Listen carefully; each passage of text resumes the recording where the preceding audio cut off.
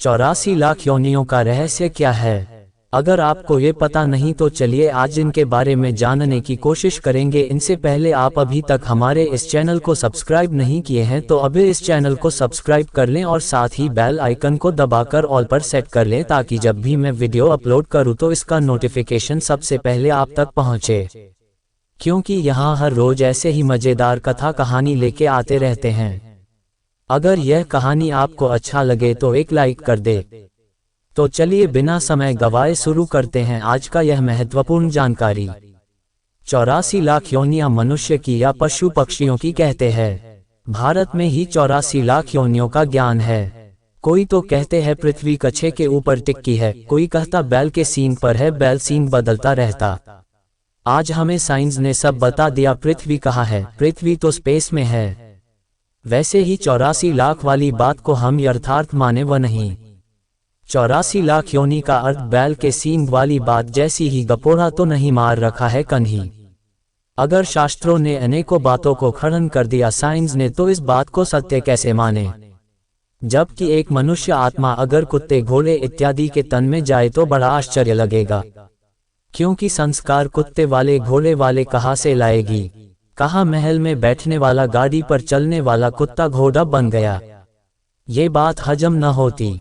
बना भी तो इसीलिए शायद कुत्ते गाड़ी के पीछे भागते हैं। मैं भी इन गाड़ियों में घूमता था। कोई मनुष्य को बोले आज आप मर्सिडीज में घूम रहे, अगले जन्म में आप कुत्ता बनकर इसके पीछे भागेंगे तो आदमी आपको धक्के मारकर बाहर निकाल देगा। मनुष्य आत्मा को कहते एक शरीर छोड़ दूसरा लेती और 84 जन्म भोगती है।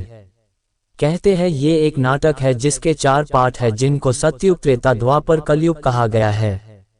ये तो मानते हैं ये नाटक है, इसीलिए 4 पार्ट में अलग किया गया।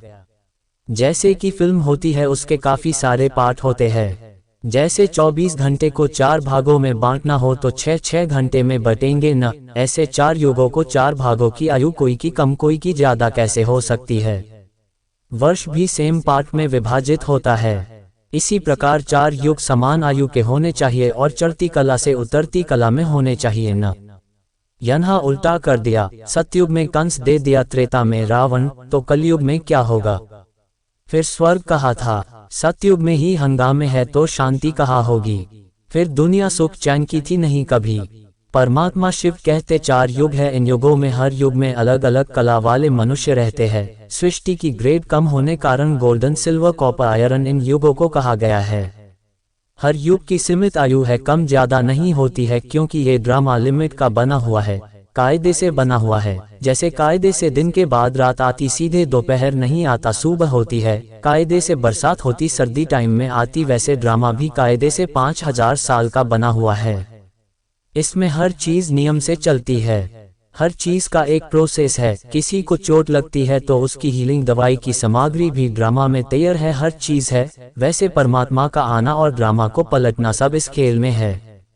इसमें 4 युगों में मनुष्य आत्मा कुल 84 जन्म लेते हैं और हर आत्मा इन 4 भागों से गुजरती, जिसमें पहले सुख का पार्ट फिर दुख का पार्ट बजाती है। सुख सतयुग त्रेता को दुख, द्वापर कलयुग को कहते हैं। 2 भागों में दुख सुख का खेल है।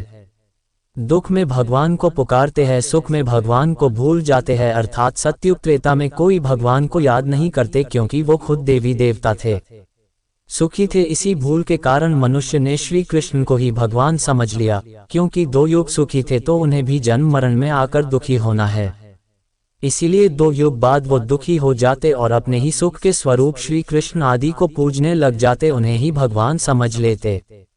वास्तव में भगवान सबका पिता परमात्मा शिव, जो कि ब्रह्मा तन द्वारा शिक्षा दे रहे हैं, वही भगवान है। देवी देवता की स्थापना भी उन्होंने की। भगवान का अर्थ है सब कुछ करने वाला, सब कुछ कराने वाला, लेकिन स्वयं न्यारा रहने वाला।